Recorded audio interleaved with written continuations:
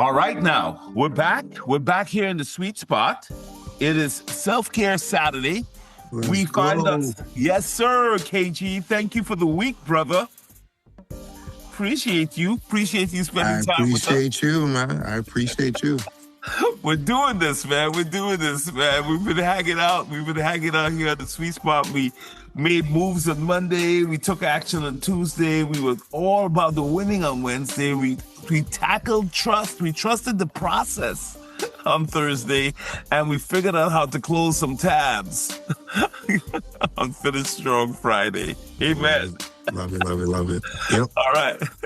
So look, after a week of grinding and striving and learning and doing all the wonderful things we all do during a week, there must be a place, even in sports where I work, there's got to be recovery.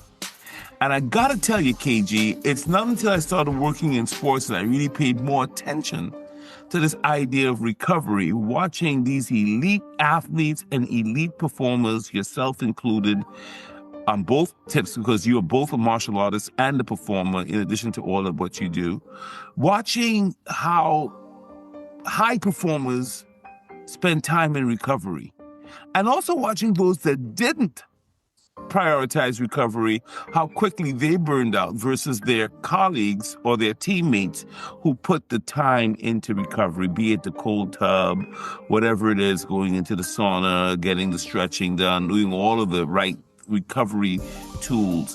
And what I realized is that for some of us, and for myself included, recovery was kind of like a reward for having worked really hard.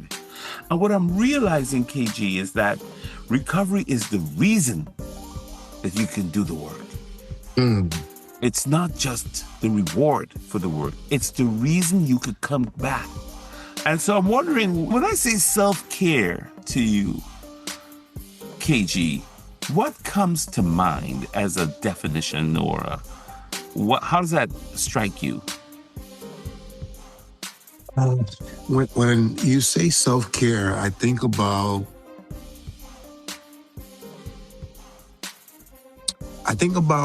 healing, right? But I think about intentional micro healing, right? I'm not talking about healing from, things of my childhood or a broken relationship. I'm thinking about week to week healing, right? What are the things that I took on that is not mine to hold on to?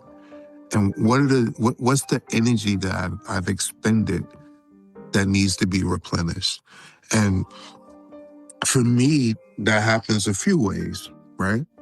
One is through therapy, spending time with loved ones, martial arts, and then just little self-care things, right? So my wife, if I asked her to give me a massage, I'm going to get 3 minutes of a mediocre rub. So I have this I went and I invested in the best massage gun that I could possibly invest in, right? And that's part of my self-care, right? I massage myself, right? And then being in nature, as well as expressing my creativity in a way that is important to me. Not for problem solving for a business owner, not in support of constituents, but using my creativity for me, for storytelling, for exploring self, for journaling, for reflection, etc. Those are the things that I think of when you mention self-care. Yeah, that's quite a bit, man. That's quite a bit. Wow, so you have a massage gun. That's a good move. It's so good, man. Took matters into your own hands. I get it. I get it. Yeah, but look, I really appreciate the fact that he talks about healing as part of the self-care. That's a very important dimension of it. Because we have to have these micro-healing moments. And as I said to you before, like, if we're not paying attention, this is going to be seen as some kind of a nice to have reward kind of thing that you kind of do and you blow off. Like, do you have a set aside time? What I struggled with for a long time was actually having a set aside time for recovery. As not being an athlete or not being somebody who does like high performance and stuff like that, I kind of just was squeezing it in wherever I could or wherever it fit. But what I'm realizing more and more is that this is a bit of a discipline too, to actually set aside the time or the activities that I'm going for when I'm going to do, and I'm investing in my recovery. Do you have that kind of schedule or? Yes and no, right? So by default, when you solicit professional help, right? If you have a therapist, right, that has to be scheduled. You're not just, hey, call me when you want to call me, right? So, that is specific and time bound. And then martial arts is the same way, right? You train at a specific time where the studio is open and where other instructors are. So in that way, yes. But in terms of, writing or the other self-care, options that I mentioned, those are not as scheduled as they could or should be. I do recognize that my best self is in the morning. I'm a morning person, right? So one of the things that I want to be intentional about is reclaiming my morning, right? Spending time with God, but also spending time with myself for self-care. But yes, plenty of room to take that to the next level. I am definitely not a morning person. I make it happen. I've had no choice if I had to become one. But I am definitely a night owl. I am an evening person. Like if I could between like midnight and 3 a.m., I'm best.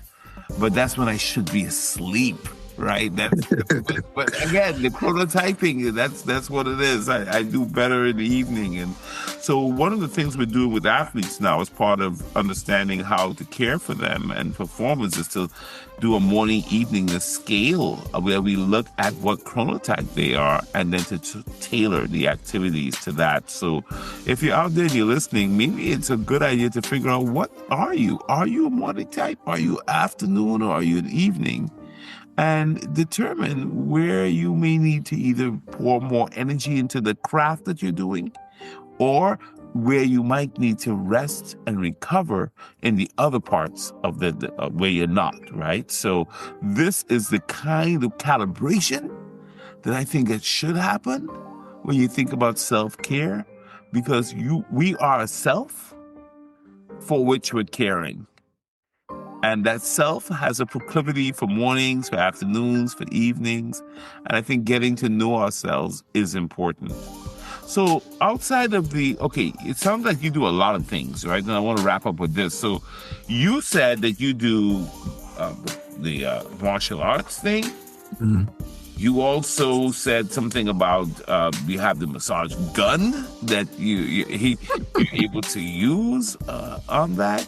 Did you also say get out in nature too? Because I thought I heard that. Yeah, I love hiking, just being around water. All those things I feel are therapeutic for me. So yeah, I've taken, in terms of martial arts, boxing, kung fu, aikido,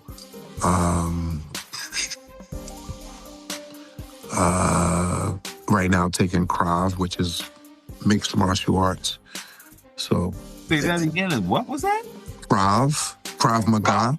Krav Maga. Yeah. So it's mixed martial arts. Yeah.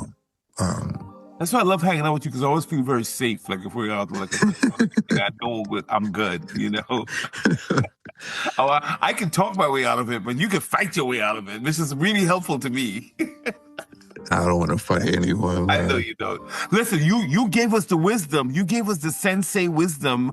I think a few days ago when you said the best. What was it? The best way to avoid is to not be there in a fight, right? Like, yeah. the best thing to do is just not be there so you don't get hit. Like, just don't be there. I love the idea, as you as a black male sitting here talking to me, that you are talking about your self-care, because that is something we as men of color have to pay attention to, is how are we caring for ourselves? Why is that important to us? And to understand that our longevity, our legacies are tied into sometimes the things that we consider very soft, which is the self-care. So if you could talk to men out there who might be saying, this is BS, this is kind of like mamsy pants, this is too soft, what would you say to brothers, well, let's just expand to men out there, because men in general, we tend to be these warriors and we tend to glorify just being hard and tough, and like, this can sound very soft that we're talking about self-care right now. What would be your message to brothers or men out there who are maybe not as tied into self-care? Yeah, I think it is, well, all the things that are important to you and that you are able to impact. If you're not here, you don't get to do those things. I think it's important that as men, as we're expected to pour out, that you are intentional about the pour in, right? So I mentioned having a massage gun. I recognize that my wife is going to give me a 3-minute massage, right? But we're talking about self-care. As soon as I put the responsibility on someone else, it is no longer self-care. You have to take active responsibility in replenishing yourself in a way that allows you to show up your best self, right? That is your responsibility, whatever it may be, whether it be playing sports, watching a game, right? It is important that you take that time every single day, at the latest, every single week, right? Because it's, if you don't do it, no one else will. There you go. 100%. And this is a great point you're making here, because that's right. And boy, oh my goodness, my wife Darcella is going to love this episode. You know why? Because self-care, it's my responsibility. I know that's going to resonate.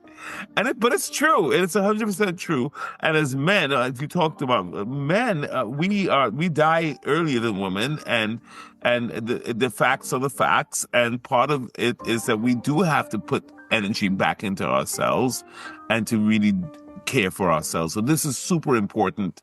And I really love how you framed it for us on this Self-Care Saturday, KG. And God bless you, man, for being so open and being so honest. You mentioned therapy. It's another thing that we as men, we shy away from, and we need it so much. Women are so able to, not to be cliche about it, but they're so able to talk and communicate. And it's been shown that being able to be expressed is tied into cardiovascular health and immune health and longevity.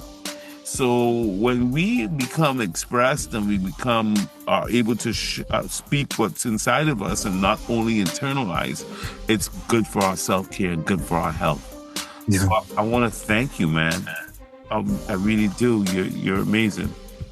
So it is Science, Soul, and Success here on this sweet spot. It is Self-Care Saturday. We've been talking to KG, Kendall Glassby, who's going to be back tomorrow to close out this week with us on Slow Down Sunday. Hey, Kendall, thank you so much, brother. I appreciate it. You're very welcome. You're very welcome. Thank you for giving me the opportunity and being a part of my community. Amen.